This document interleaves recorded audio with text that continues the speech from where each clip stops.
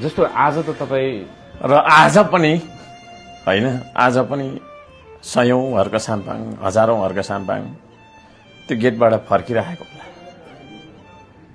एकचोटि हाम्रो बिना मगर भन्ने हुनु त उहाँको नाम लिँदा अलिकति अप्ठ्यारो होला, तर लिनु नै पर्छ। भोलि यस्तो पनि नहोस् क्या, आज पनि आजको मन्त्रीहरूलाई भरि सराप्दै मान्छे फर्केको नहोस्।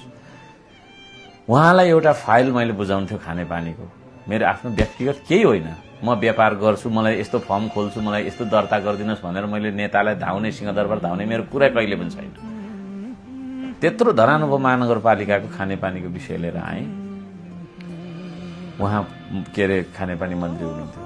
7 दिन म तपाईँको चाहिँ के अरे लजमा बस्नु पर्यो, भरै भोलि भ्याउनुहुन्न, भरै भोलि अनि मेरो पालो रिस उठेर त्यो फाइल, जुन फाइल मैले लिएको थिएँ, अब यस्तो खालको फाइल हुन्छ नि त, त्यो खरानी कलरको फाइल हुँदैन त, त्यो फाइलमै मैले खानेपानी मन्त्री मुर्दाबाद लेखेर त्यो गेटमा उभिएँ। पुलिसले घोक्राउँदै मलाई पक्रेर लग्यो, भरे छोडिदियो, पर लग्यो। यस्तो नगर्नु, आइन्दा गोली हान्दिन्छ तँलाई भनेर भन्नु है।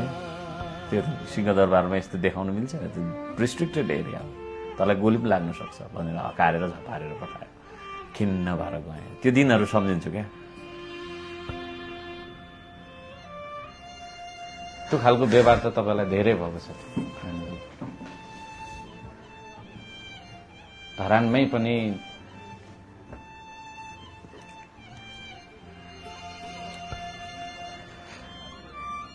एउटा चेन्ज देख्छु क्या आज म।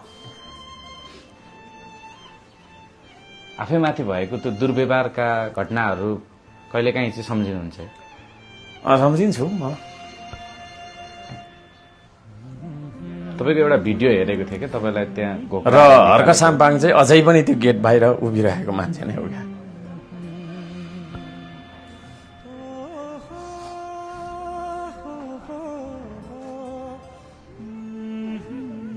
जनताको मुद्दा बोकेर हिँड्दाखेरि अपमानित भएको त्यो घटनाले अझै पनि तपाईँलाई पिरोल्छ?